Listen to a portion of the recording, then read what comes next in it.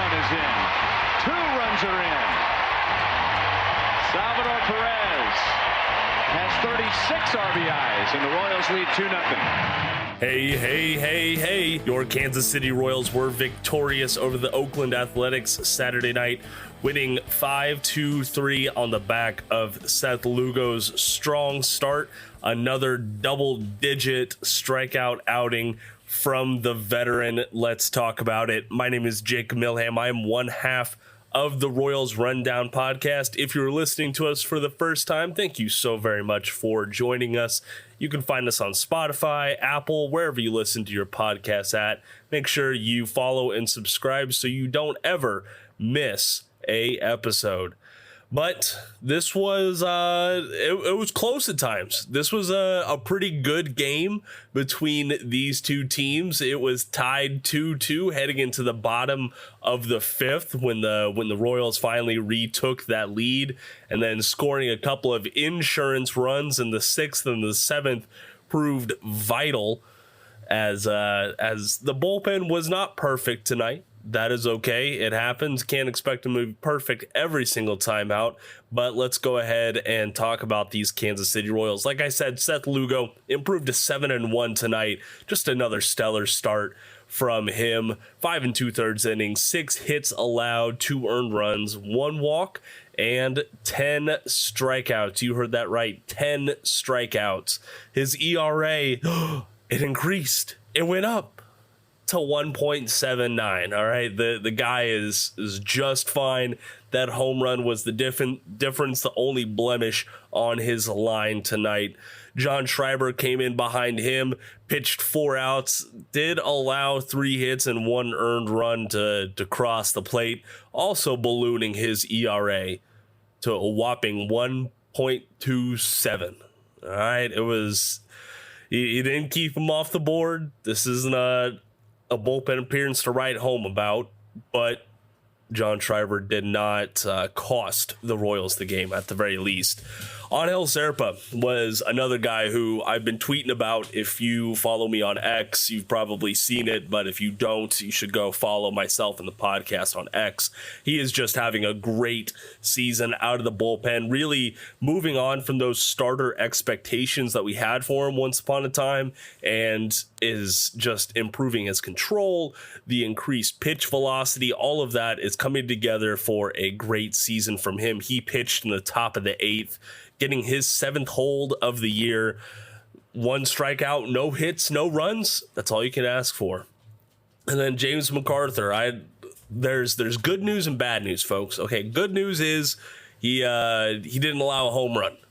So we'll take that. There's a first time for everything, I guess. It's been a problem of his recently, but thankfully he came in the top of the 9th and did not allow a home run. He did have the blood pressure going though. He had runners on the corners, the tying run on first base. Like, that's not what you want to see at all from your closer, but he did come in and he didn't allow any more runners to cross home plate. 2 hits allowed, no earned runs with 2 strikeouts, lowering his ERA down to 4.35. So he is still heading in the right direction. Speaking of folks heading in the right direction, listen, Nelson Velasquez, if we want to be quick to criticize, we have to be quick to compliment. He had a multi-hit game this evening.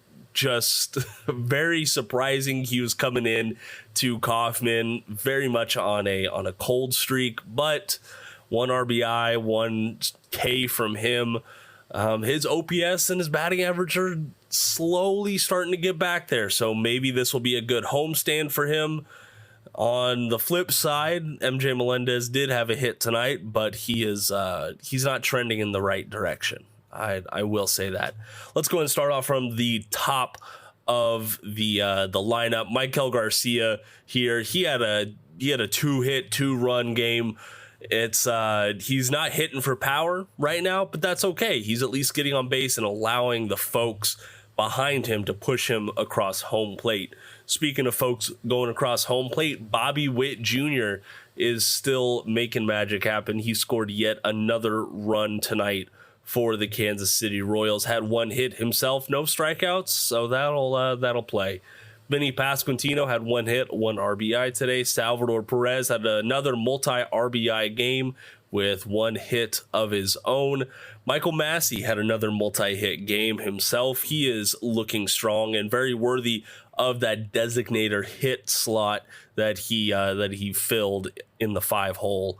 And then moving down the lineup, Adam Frazier. Listen, I've advocated that if Adam Frazier is going to be on this lineup, then at least have him, or excuse me, if he's at least going to be on this roster, then put him in the lineup and see what he can do for you from the left-hand side of the bag. And he did have 3 ABs tonight playing at second base, but he was hitless. The only Royal to go hitless tonight. And then Kyle Isbell shocking us all with his power, logging the only Royals home run of the night, his 4th of the season, hitting a solo shot in the bottom of the 7th inning. So good for Kyle there. And I think we can all agree that he is the best Royals outfielder, even if that bar is set pretty low. Witt did have an error tonight. That kind of led to Seth Lugo not having a quality start. I will say it was a routine ground out. I don't know if just the spin of the ball made Witt misjudge where he was at or where he needed to go, but it was just a simple fielding error, and that happens. Rarely are you going to see perfect defensive seasons from guys who will play nearly every single day, and you just chalk it up to that. So hopefully it's not the start of something bigger, but we will just keep an eye on it. Your Kansas City Royals are a season high 9 games over 500, the first time that this team has been that far above 500 since the end of the 2015 season. That's right, with that club that went 95-67. That's what the Royals are matching up with right now. I'm not saying they're on pace for that same club finish. That would not be fair to say, but they are looking pretty dang good right now. I will say that. They have 28 wins in 47 games, a mark they didn't reach in 2023 until their 96th game of the year. Already won their 8th series of the season, something that they didn't do until mid-September last year, which is just great. It's very enjoyable that all these series, or most of these series wins, are coming in Kauffman Stadium in front of the hometown fans. They are 17-8 at Kauffman Stadium this season. Their best 25 game start at home since 2016 when they were 18-7. So if you want to go out and catch a game, now is the time to do it. The boys are hot. The boys are playing some ball, and they're looking really good when they're playing inside Kauffman Stadium. Your Kansas City Royals still sit second in the AL Central, but have a 3-game lead in the wild card standings and are one of Major League Baseball's hottest teams, going 7-3 in their last 10 games. Just great stuff to see from the Kansas City Royals. Coming up on the other side of the ad break, we will hear from manager Matt Quatraro, and we will also hear from 9th inning man James McArthur. Stay tuned. And let's go down to Joel. You know, we've gotten used to James McArthur not just getting the job done, but being so calm. But we saw a lot of emotion out there tonight. The crowds have been bigger, more of a playoff feel. Take me through the emotions there, finishing it up. Yeah, you know, we just all want to win, and when it comes down to a big situation like that, being able to get a strikeout there just gets you fired up. You know from all the scouting reports how good he is, and saw some of that earlier in the game. What's the game plan there? What is Salvi telling you guys as well? Just be smart there. He's a good hitter. They got a lot of good hitters in the lineup, so pick and choose your spots. But at the end of the day, we got to go at guys and be aggressive. We talked that there are better guys to give advice to that are in town right now. Greg Holland, Wade Davis. How great has that been for you? How cool has it been for you? It's really cool having all these guys back here. They accomplished something very special that we're trying to do, and it's always good to pick their brains. They're awesome guys, and we're stoked they're here. How fun are you all having as a group? We're having a lot of fun right now. All right.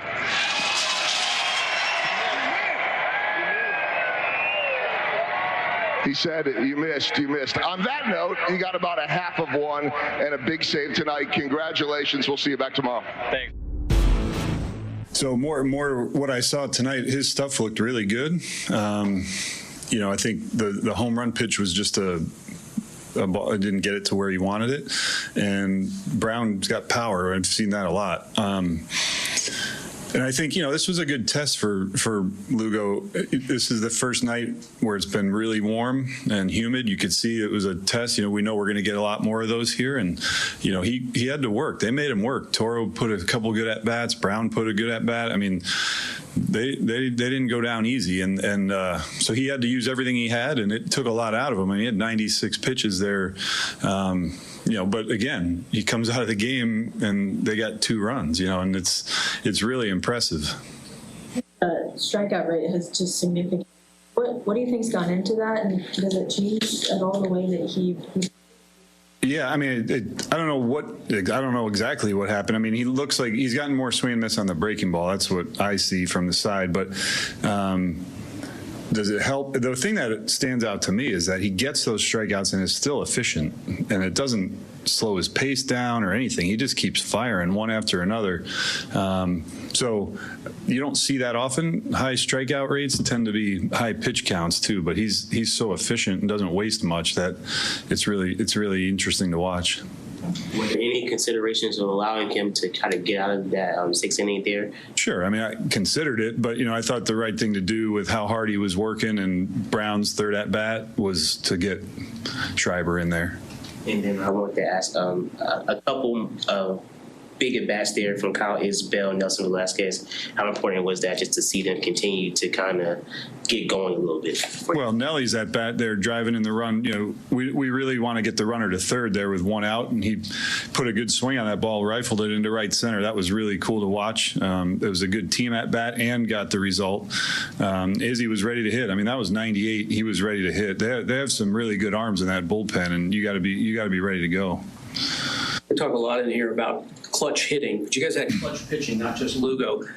11 hits and only 3 runs, 2 of them on a home run. Talk about everybody pitching big when it came right down to it. Yeah, and I don't have the numbers in front of me. You might have. I don't know how many guys we walked, but generally when you keep your walk rates down, you can work around the hits. And, McArthur, a couple of hits there to start the inning, and then a couple strikeouts. Toro hit that ball well, but fortunately we got a good center fielder out there. And so really it comes down to limiting the free passes. They earned those, and they swung the bat well. And I think that's what that comes down to. They're in the his RBI. Yeah, that was a relief for him for sure, and a big lift for us. I mean, tie game, that's a big base hit, and I think it's because he was playing with the shirt unbuttoned and he buttoned it up. It looked more professional after having it unbuttoned for a while. Yeah, for sure. Yeah. Before. Oh, well before. Yeah. And then he buttoned it. Yes. All right, if you're listening to us for the very first time, go check us out on Spotify, where you have access to our polls and Q&As. If you respond to the Q&A, I read your response on air in the following episode. So let's go ahead and get to last night's responses. Nate Hodge said, seeing the 2014 squad at the K was awesome. Great to see Kauffman seats filled again. Pack the K the rest of the season. This team is good. And yeah, I talked about the attendance last night. I was surprised that it was so low, and tonight it was low as well. 22,000 on a Saturday night. I get it. It was a little hotter than we would like for a May game, but come on, go out and watch the boys win. Ben said, perfect way to get the bad taste from the Mariners season out quick. Plus, Sauer helping out my fantasy team, giving up a garbage time home run.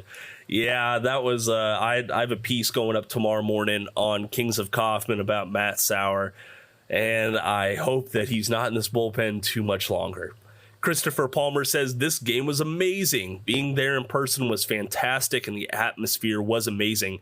I've missed winning Royals baseball so much, and to win with the 2014 team watching was just perfect. And tomorrow we will have the final H in HDH, Greg Holland. I know he's going to be on the Bally Sports pregame show. He should be throwing out the first pitch, and plus his bobblehead will be out there. And then Fistifer says, this game, it's a part of our past, Jacob. It reminds us of all that once was good, and it could be again. Yep, this team is springing new hope for Royals baseball, and I'm absolutely here for it. If you want some more written takes, some more news, analysis, and commentary on the Kansas City Royals, you can go find that at royalsreview.com, or check out our social media links in the podcast description below. Follow myself, Jeremy, and the podcast on X at our respective handles. Once again, my name is Jacob Milham. Thank you so much for joining me on tonight's Royals recap. And until next time, go Royals!